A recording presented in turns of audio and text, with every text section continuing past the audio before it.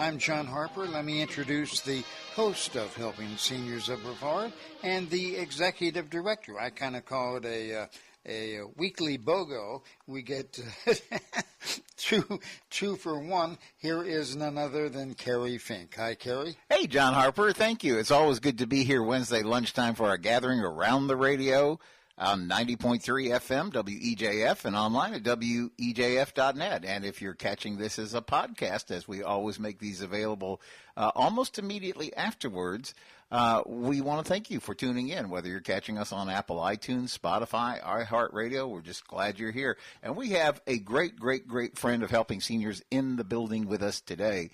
She has been such a support to everything we've done, going back almost to the day that Joe Steckler founded the organization. It's none other than Jennifer Barton, the owner of Seniors Helping Seniors of Brevard. How are you today, Jennifer? I am wonderful. It's good to be here, and it's good to know that we do go out on podcast afterwards. I had a friend reach out on LinkedIn. Yeah. We had posted that we're going to be on the radio today, and she said, I'm so sorry that I'm going to miss it because she's not here in the area anymore. I said, well, stay tuned, because it will be a podcast later, and you can listen on, at your own time, at your own leisure. You said that you're making my point exactly, because one of the reasons that I think the podcasts are so helpful is maybe you're listening to the radio show right now and you go, oh, Fred really needs to hear this message. This is right, because this is what he's dealing with.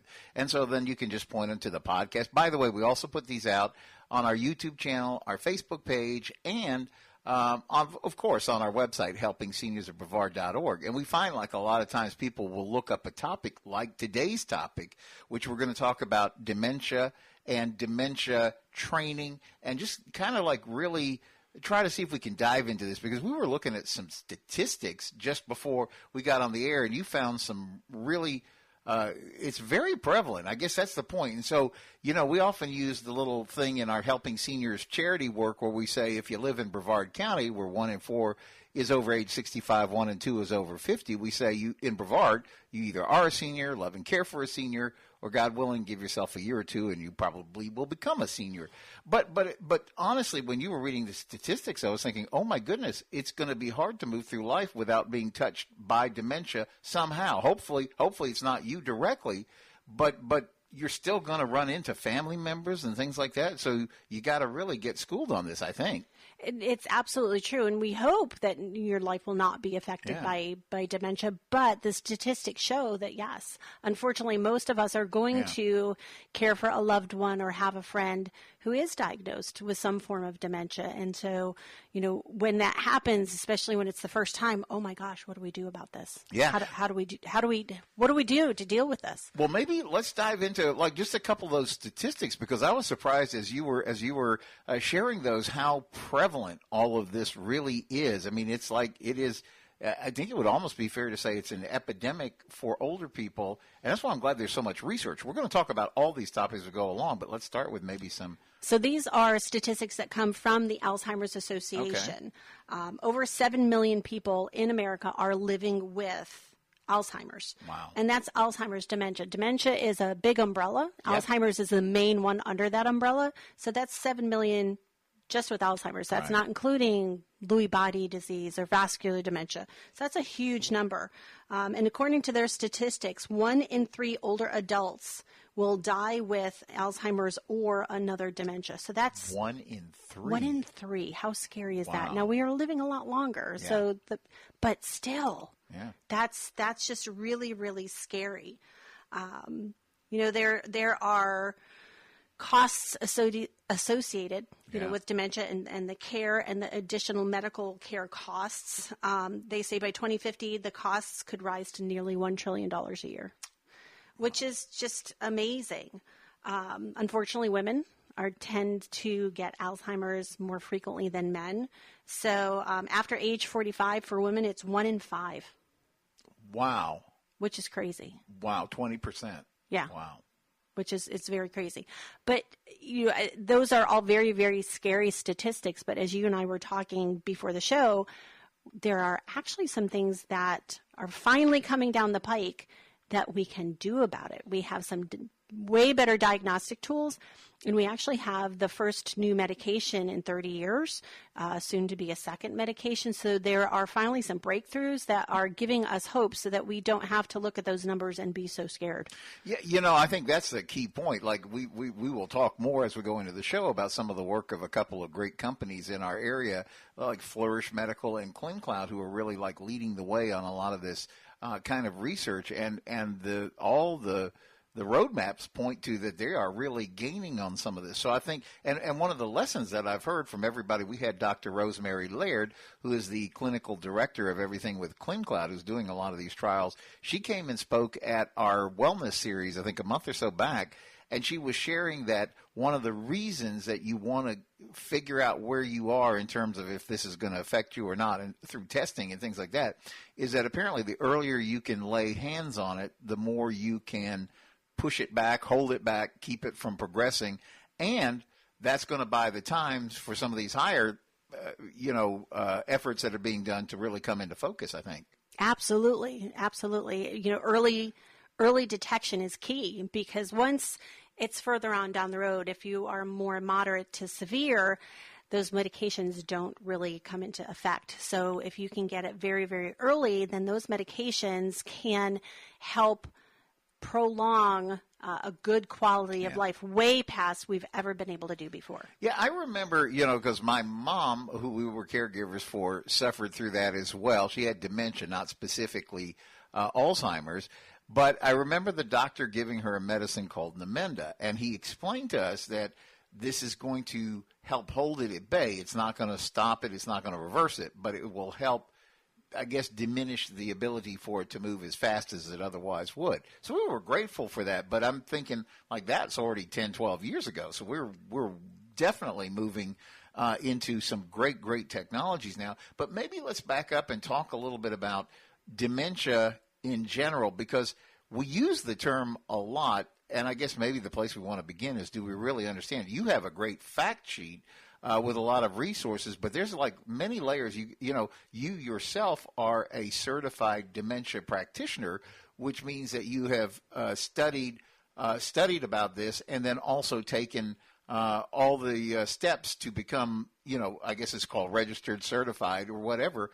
But talk about the dementia journey itself, and because we've talked on the radio before. This is something that you experienced in your own family. It is, and dementia is that overarching umbrella, and there can be different types of dementia, Alzheimer's being the lead underneath that. And they say that when you experience someone with dementia, you've experienced that one person with dementia. Right. There are a lot of similarities, but everybody is a little bit different, and I think that's kind of difficult too, because you're not necessarily dealing with the same symptoms over and over and over again. So a little bit more puzzling, unfortunately. But all of those dementias, we want diagnosed again early, because there are things that possibly we can do about it. And a lot of times when I'm talking about dementia with a family, because we're homemaker companion, because we're kind of the first ones in, sometimes we're the first ones having that conversation with the family. Well, mom's just got memory loss.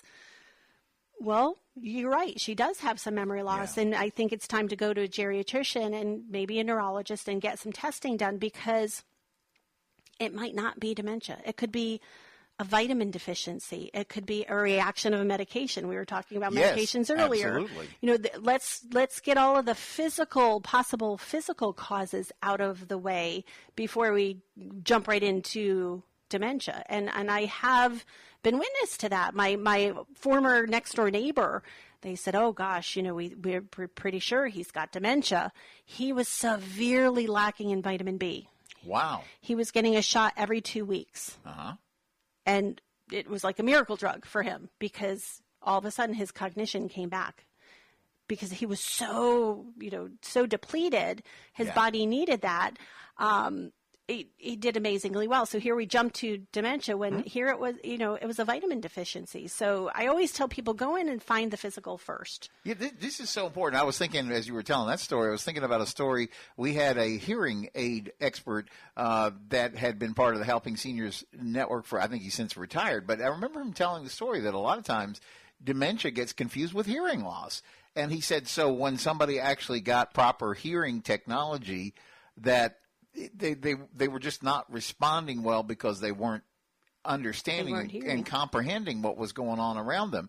And then you and I have also talked about in the past about UTIs can cause all sorts of bizarre symptoms too. Absolutely. So your point about step one, I guess, makes a lot of sense, that you want to make sure that we get a real solid medical reading on where we are before we just haul off and assume, well, we're just forgetful or whatever. Well, exactly. And I think that's, sometimes we hear that from people. Well, I don't want to be diagnosed. I'm scared. Yeah. And I don't want to be, so I'm going to ignore it. Well, what if it was a vitamin B deficiency and you have gone so long without treating that now it's caused other problems. Yeah. So, don't be afraid, because there are things, if it is dementia, there are things that they can do about it now. And I've heard Dr. Laird say, if you go to a doctor and they say there's nothing we can do, fire that doctor. Exactly.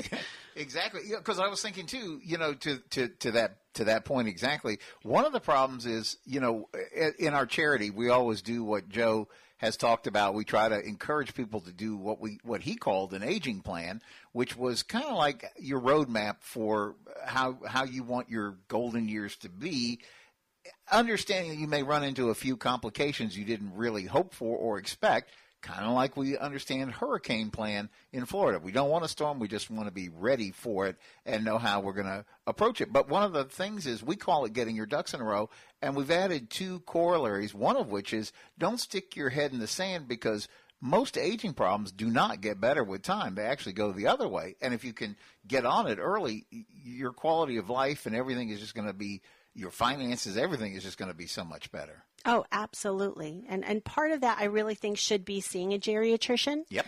Don't be scared. Go to a geriatrician because, and this is Dr. Visa over at the Aging Institute. She taught me at 50, do a baseline, because your vitamin levels could be off. So, of course, here's Jennifer going to her primary care doctor. Hey, I want you to test my vitamins. Why? You're only 50. Because Dr. Visa said. Yeah. Okay, so she did, and sure enough, I was low in vitamin D. Oh, wow. And so I've been taking a supplement. In fact, I've doubled my supplement now because of my body still, for whatever reason, and I'm out in the sun a lot, my body does not produce it. So my physician at the time said, I think I'm going to start testing everyone's vitamin levels now at 50 because of that. So Dr. Visa, taught us all something, hopefully. But, geriatricians know those things, and they know the drug interactions, and they know the aging body versus, a 21-year-old is going to respond to a medication differently than an 81-year-old. And so I think it's really important that as we age, that should be part of our aging plan, is that we switch over to a geriatrician who specializes in the problems that we have as we age. Let's talk about that for a minute, because one of the sheet that you brought by, and I asked you, I said, this is something you guys might make available to families when they give you a call and you're sitting down with them. But it's a great resource sheet where you've listed a lot of the different programs that might be beneficial. But one of the places I wanted to begin with, you mentioned a couple of people that are real, I guess, trailblazers that you can get some really good information. We talked about Dr. Visa. Whenever there's an opportunity to go hear her speak, she is one of those real leaders, I think, in our community. She is a rock star. Yeah. She really is. And the same I would say with Dr. Rosemary Laird, because I remember Joe talking about Dr. Rosemary Laird all those years ago when he was first getting Helping Seniors started, which is now 15 years ago. And he had a lot of respect for all the work. And so it's wonderful to see her now in this role of being an expert geriatrician who's really kind of on the front lines trying to help us get the right answers about Alzheimer's and all that. She also 100% a rock star. I'm a huge fan. Yeah. Who else comes to mind of, because I guess here's a question. Let's say I'm a senior and I have my regular, just like you had your regular primary care physician, but you say, okay, but this person is, the patient after me is going to be 21. I don't know, And so this person is an excellent doctor, but maybe hasn't nuanced into all the things senior. How should we think about using a geriatrician? Is that next to? Are we replacing? What do you see? So I know if you wanted to see Dr. Visa or Dr. Rosemary Laird, they would be in addition to your primary. They would work hand in hand so you would be with your like primary. A specialist, like your doctor says, I want you to go see the cardiologist or something. You go see them as a specific expert to your basic care. For those two specifically, yes, yeah. Absolutely. They would work hand in hand in addition to. So I think there's a lot of value to taking the time to learn all that you can about this.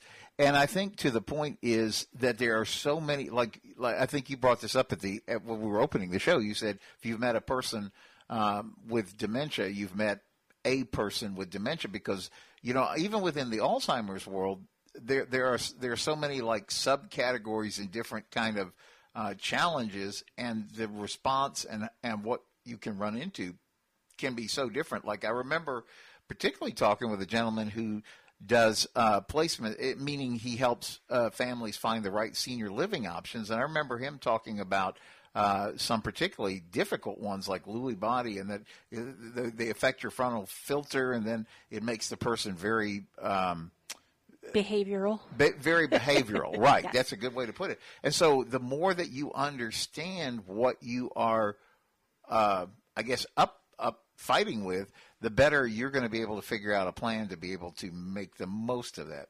Exactly. Yeah. Exactly. And yet here my uncle had Lewy body dementia. I always knew it was different than what my aunt went through. Yeah. Because he presented differently, but I didn't know what it was. And right. Back then it was postmortem. That's the only way we could diagnose right. was autopsy. And he was actually a mix, and that I in the beginning did not realize you could have mixed dementia. So he was a little bit Alzheimer's and a little bit of Lewy body. But he was not behavioral at all.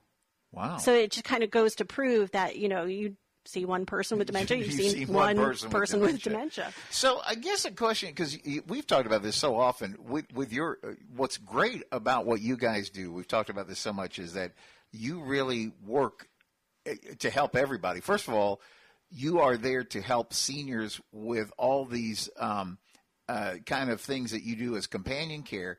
But then on the flip side of that, then you're hiring seniors to work with the seniors. That's why the organization is called Seniors Helping Seniors. But I want to ask you, because you're literally like oftentimes the first help that's walking through the doors, maybe the first time, well, mom's slowing down, or mom's getting a little forgetful, or dad, couldn't figure out his way back from the grocery store the other day, whatever it is, you tend to be the first one walking. You're almost like a first responder that you're walking into the scene. How do you help a family in that you sit down and you do a very intensive kind of like assessment? How do you help a family kind of gauge where they are and what's going on?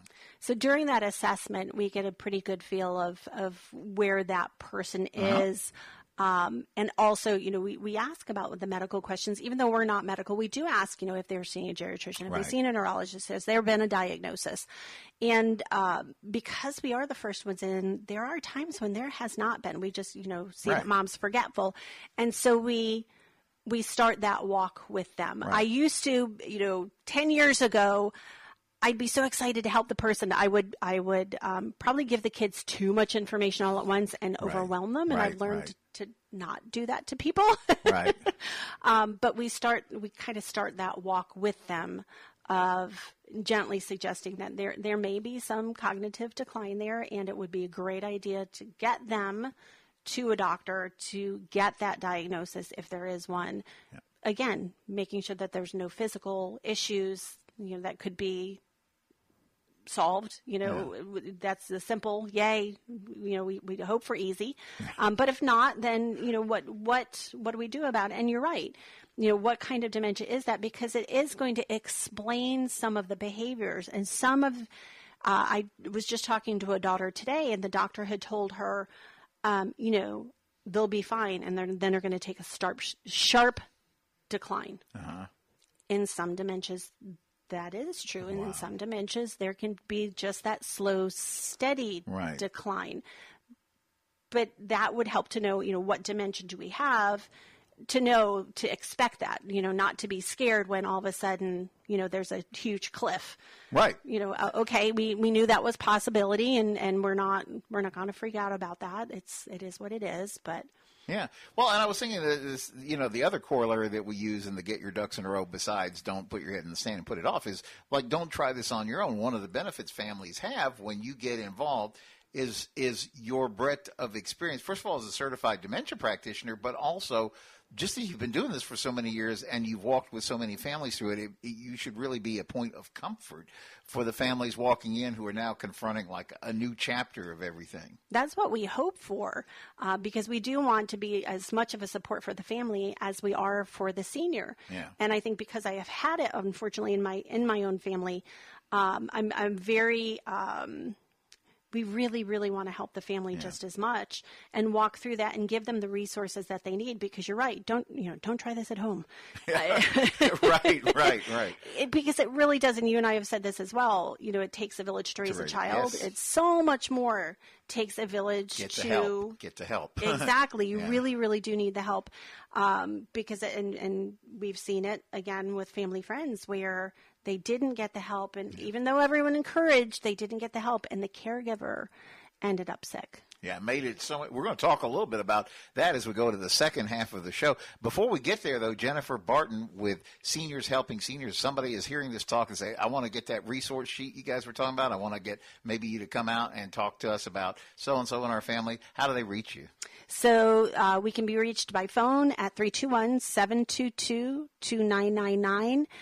If you'd like to email it, info at SHS for Seniors Helping Seniors, SHS of Brevard.com. We'd be very happy to email you this resource list. We have one for the South County and one that's a little bit tweaked for the North County, but also some online materials as well. Good. So by all means, stick around for the second half of the show because we're going to continue the conversation, but I would really recommend if you get a chance to just get some of those resources through Jennifer's office as we talked about Seniors Helping Seniors of Brevard. We'll be back with the second half of Helping Seniors Radio next.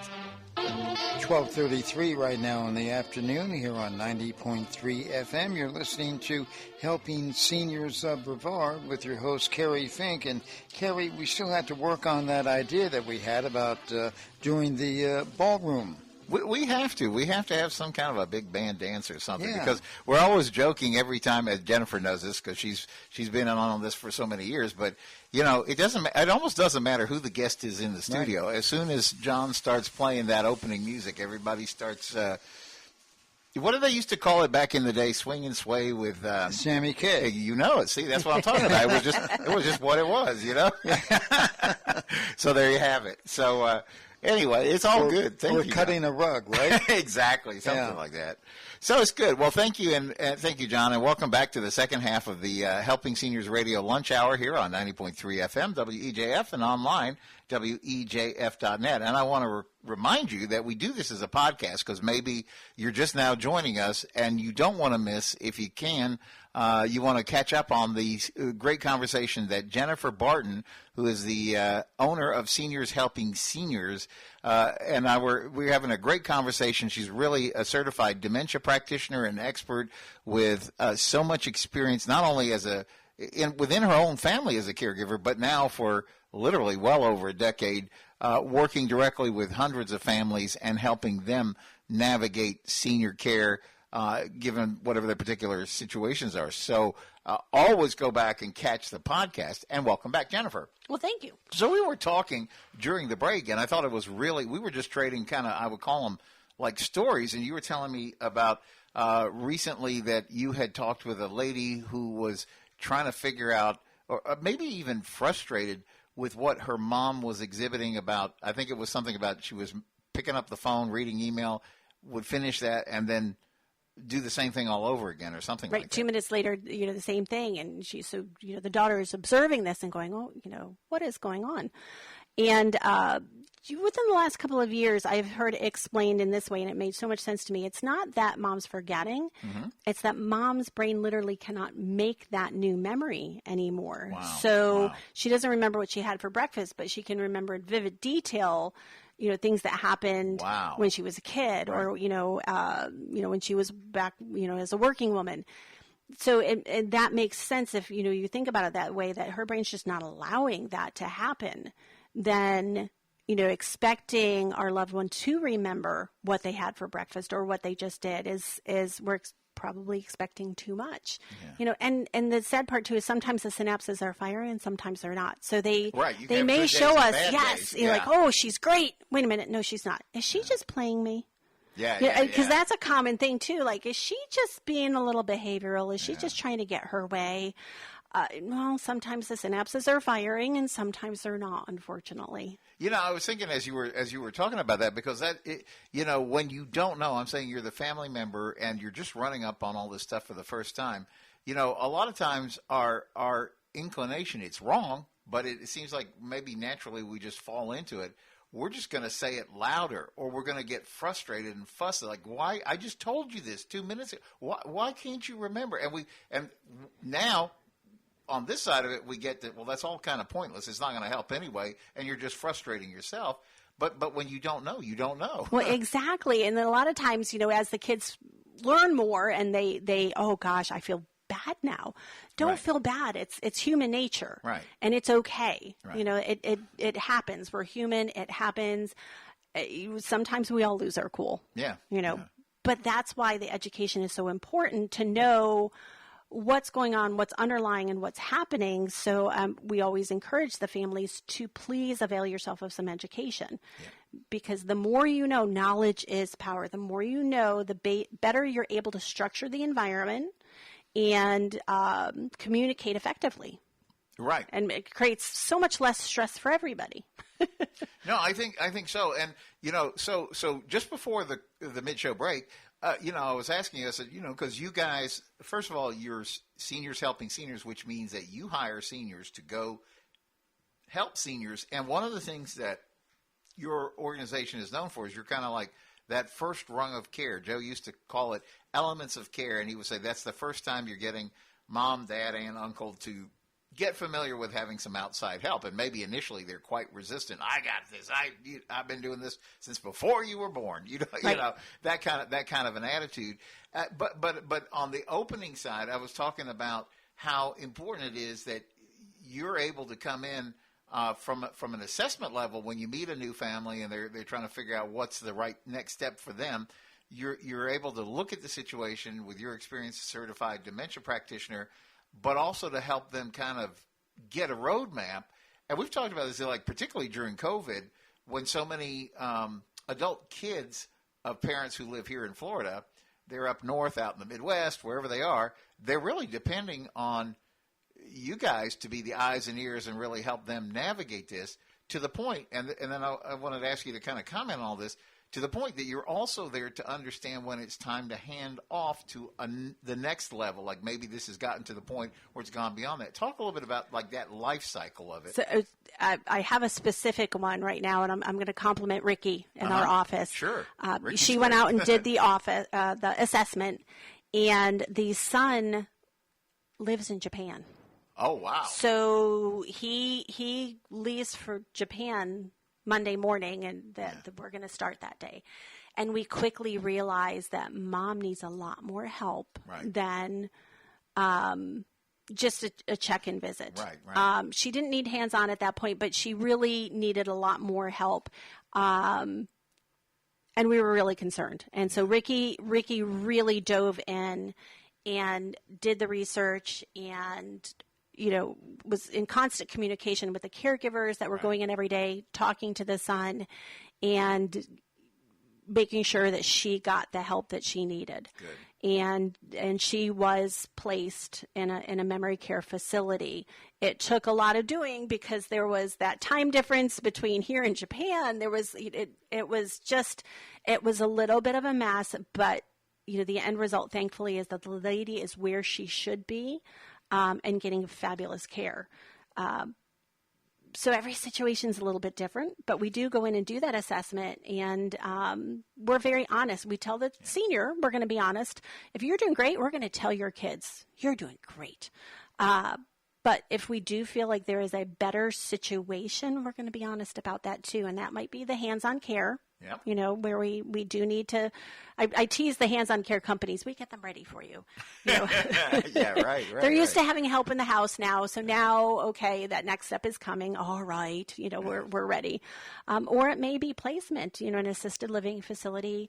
Sometimes the kids are so far away and mom's here and we're the only smiling face that she sees all week. And she's super, super outgoing and social. And, maybe technically speaking, she's fine at home, but she really would be better served in a more social environment. Yep. So we're going to make that suggestion. We really try to be very open and honest about that. See, that's back to the point of having the experience. Like, I love to quote this, and I always give her credit for it, Amy Van Fossen, who's a great elder law attorney in our area. And she said, Kerry, most people, when they come to my office about elder law stuff that's going on, she goes, this could be like the first or second time in their life that they've been dealing with that particular situation. So as smart as they are, sophisticated as they are, maybe they're a rocket scientist. We live on the Space Coast, you could have an IQ off the chart, but you're in a different area now. And she goes, we've done this now. We're dealing with 30, 40 of these every week, and we've done that for 20 some odd years. So there's not much somebody can bring us that we haven't had to find a way through. And I was thinking about that same really applies to you, because for that son who was having to travel to Japan, this was obviously the first time that he's having to navigate all this, but with yours and Ricky's experience, you were able to correctly figure out that this is what's going to keep mom healthy and safe given everything that's going on. Absolutely. So with that in mind, I wanted to kind of move into a different topic, because I was asking you also during the commercial break. I said, what do you recommend to a family? Because a lot of times when you're coming in, they're just starting to wade into the pool of the stuff that they're going to have to deal with. And so you say, well, look, it does seem like mom, we probably need to have her tested, or maybe we've just gotten a diagnosis that she does have some dementia. And then you're going to try to help the family get to some resources that are going to make a difference. I was asking you, what do you suggest? Yes. So I strongly suggest a support group. And we have several here in the area that are phenomenal. Joe's Clubs does the Caregivers Cafe, which is great because you get to go. It's, I think, once a month, 6 to 8. Check out their website and their Facebook page. But they will do a dinner, free dinner, and with education, and they do respite care for your loved one. So you get a little bit of a break. You get the education. They get to do meaningful activity. It's a great way to do it. But there's also support groups. Aging Matters at the Sunflower House in West Melbourne. Yes. They have a monthly support group. Check your church. A lot of the churches in the area do them as well. But really avail yourself of that education. Center for Family Caregivers on Babcock Street. They're doing classes all the time and fun things and educational things. So I really recommend that the family go out and get educated on the disease and know how to approach it, how to create an environment, create successes, because it really takes the stress away from it. Yes. And because it's a very stressful thing. And so we the more you know, the less stress actually there will be. Yeah, I think most of us don't particularly like change. We like to get things in a groove and just kind of rock on with it, and yet sometimes this stuff pops up. You were also mentioning a bunch of really good, a lot of times you'll talk to families about online resources too. Yes, because you've got a working mom, she's caring for kids, she's caring for parents, and she doesn't have time to go to a support group, in person. There are a lot of online materials. If you're a Facebook person, I love the Facebook group Memory People. Mm-hmm.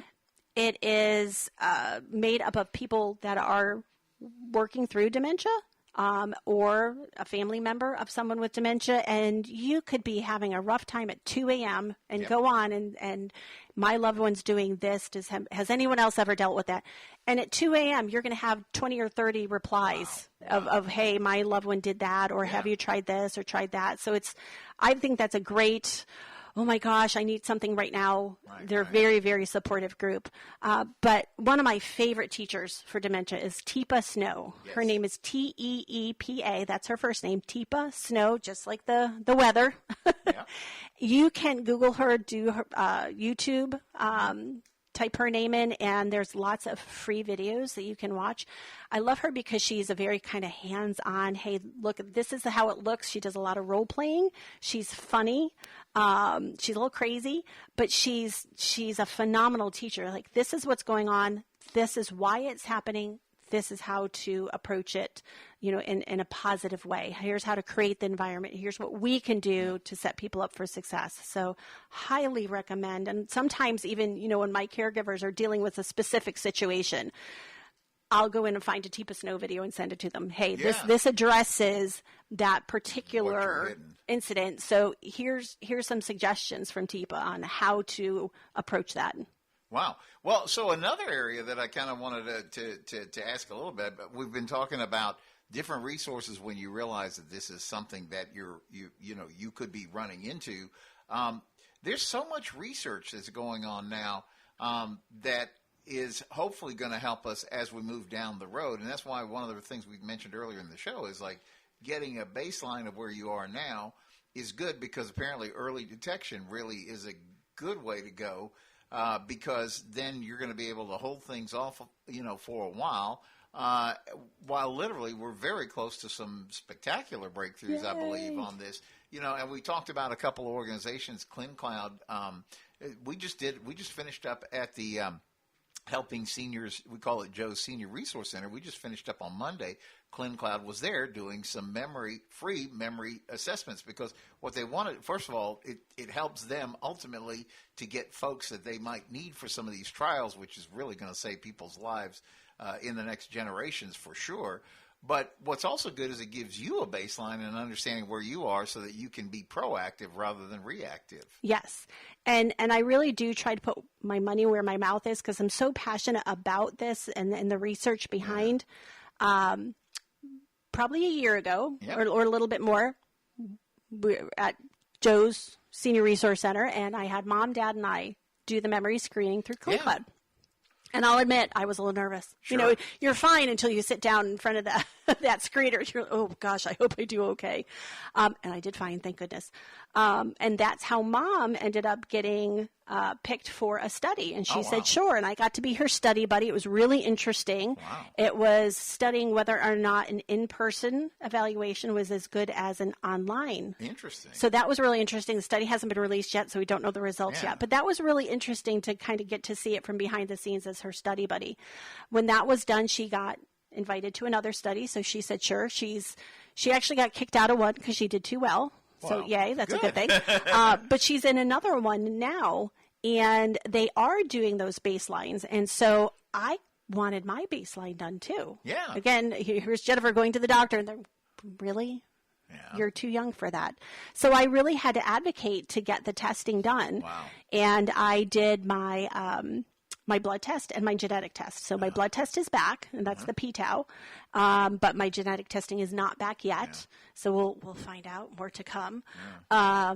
But the threshold for the p-tau, my understanding of reading online, and I really do want to talk to Dr. Laird about this a little bit more. That is a moving target. That may not be, depending on who you ask, is what the threshold is. Right. But according to this blood test, my threshold is under, so we're good there. Good. But I figure I have a platform to talk about it. Yes. And I don't mind talking about it. Good. So if me going through this testing helps other people not be scared to go get it and get that baseline, and God forbid, there is a high percentage, if there's a propensity for it, at least we know now. And they're saying that your health, your lifestyle is 50%. So doing all the things that we know we're supposed to do and don't do, unfortunately, diet and exercise, and cardiovascular health, it all plays into it. So it really has made me stop and say, okay, you know what? I haven't been exercising lately, so I probably need to restart that. I need to watch my cholesterol. So, there are things that we can do proactively to really help ourselves. You know, I was thinking as you were saying that, I remember when Dr. Rosemary Laird did the presentation at the wellness effort that we do every fourth Thursday, which, by the way, this Thursday you can join us at the Senior Resource Center because in the morning at 10 we do Knowledge College, and we have Jackie Erickson with PNC Bank. She's a vice president, branch manager of the PNC Bank right here in Palm Bay. She's going to come and talk about safe banking for seniors and identity theft. And then at 11 o'clock, we have Stacy Martin, who's going to talk about a thing that they do called concierge home care, and it's kind of a new concept where they're trying to bring case management and all that under one roof. So she's going to be at 11. That's tomorrow. But my point was, when Rosemary was giving this talk, I remember on her PowerPoint, she said actually one of the smallest predictors apparently was the genetic factor. Like, and on the flip side, so much of it was just, to your point, it was all about things that you actually could control. Exactly. So we had a presentation from ClinCloud last week. We did a presentation for our caregivers, and afterwards we were talking to the two presenters, and I won't say who was who, so I don't call them out. But one of them said, I would want to know, and the other person said, I don't know that I would want to know. But my thing is, if so much of it is in our control, why would you not want to know? Right.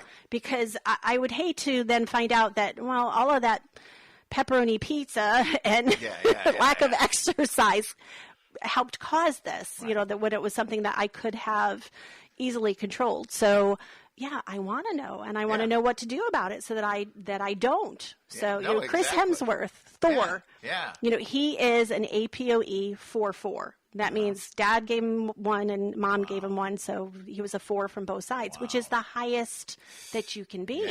So he kind of stopped and said, all right, what am I going to do? What can I do? How can I live my life, and what can I do so that that doesn't happen? Makes sense. And I love that he did that publicly, so that, you know, hopefully we will all learn from that and be able to prevent it ourselves. No, it's good. So I want to encourage you. We're gonna talk. There's actually an event coming up tonight at Joe's Senior Resource Center. And by the way, I wanted to, you had brought up Joe's Clubs. You know, Joe, our Joe Steckler, the founder of Helping Seniors, was the same guy who got everything rolling with Brevard Alzheimer's Foundation, and they built 3 great adult daycare facilities throughout the county, and they call them to this day Joe's Clubs. And we work very closely with Dorinda Hill, who's like their director of communications, and she's busy with care groups and things like that. Great friend of the Helping Seniors organization. Great resource. But I wanted to say that over and over, there is help available. You got to start making some calls. You can either call us if you just want some general information about connecting up with some of that stuff. Karen in our office or one of our great volunteers, you can call us always at 321-473-7770. But as good an idea, maybe even better, is why not give Jennifer or Ricky or the team there at Seniors Helping Seniors a call, ask them about this resource guide that we've been talking about, and maybe better yet, have a conversation and see about if this could be beneficial in your life to have some help. How do they reach you, Jennifer? So we can be reached at 321-722-2999, and email is info at shsofbrevard.com. That's great. Well, so I wanted to, so we're going to take it, we have still a minute or two left, and I want to talk about something that's going on tonight. If you can get by Joe's Senior Resource Center. Now, we're talking about where our Helping Seniors offices are, so I'm going to give you a second to grab a pencil so you can jot this down. It's our address is we're in the Omni Healthcare Building. It's right there downtown Melbourne, really close to the hospital, a couple of blocks over, 1344 South Apollo Boulevard. And we're on the second floor. If you come down, you'll see a big sign that says Senior Resource Center. That's where this is. But our friends with Omni Healthcare, who makes our whole center actually possible, are partnering with Orlando Health and Health First on a program that's free. It's this evening. It's called Caring for the Mind.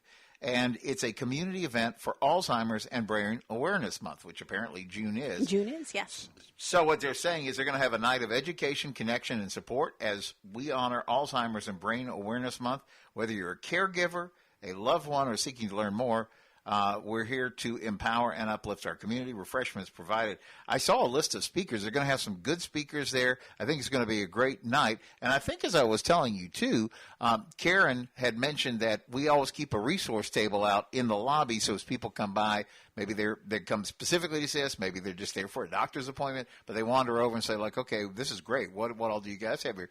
And she said some of the most frequently requested and picked up information is that about memory care. So this is a great opportunity tonight. Again, it is 5 p.m. to 7 p.m., so we look forward to seeing you at the Senior Resource Center, Brevard, 1344 South Apollo Boulevard. So, Jennifer, we're going to take the last minute or two here because we are at car raffle time. Oh, my goodness. Can you imagine? This is actually going to be our 9th car raffle. This is the big fundraiser that Joe Steckler established all those years ago. First of all, it helped him build the Joe's Clubs, but it certainly has helped us keep our little Helping Seniors efforts alive and going. And this year, October 26, 2025, we're going to be right back at the American Muscle Car Museum, and we are going to once again give our winner an option of 7 cars. So, Jennifer, in the olden days, you were always Team Dodge because you loved that Challenger. And I am hopeful. I love my Challenger. I'm hopeful. I keep hearing rumors that they may reignite that now. I guess there's been a little bit of some rumoring that muscle cars may be able to make some kind of a comeback. We'll see. However, this year, in this year's raffle, again, it winds up October 26, 2025, we have 7 great cars, and you're looking at the list of them. What strikes you that you would pick? And I'm really trying to look at it with an open mind. You drove this last year, too. I did. Yeah. And I'm still going back to that Dodge Hornet. That's a fast little car. I remember you running that car around Mark's test track. It's an Italian engine. Yeah. It's a beautiful little car. It's not as big as you might think it is. It's like a small SUV. But it's got a lot of pickup. Yeah, it really does. That'll go. Yeah. So it's a great car. It's not super expensive. No, these are all, we're a charity, so we can't be giving away Rolls Royces or things like that, but these are all great family cars. Yeah, I really, looking at these again, I think that was my favorite ride. Good. It's a smooth ride, but it does have a lot of pickup, and it'll go. It's going to be your decision when you win. How do you get a ticket? You call us at 321-473-7770 or helpingseniorscarraffle.com. That's the time we have for today. Thank you, Jennifer, for being here and sharing with us, and we will see you back here next Wednesday on Helping Seniors Radio. Have a great week until then.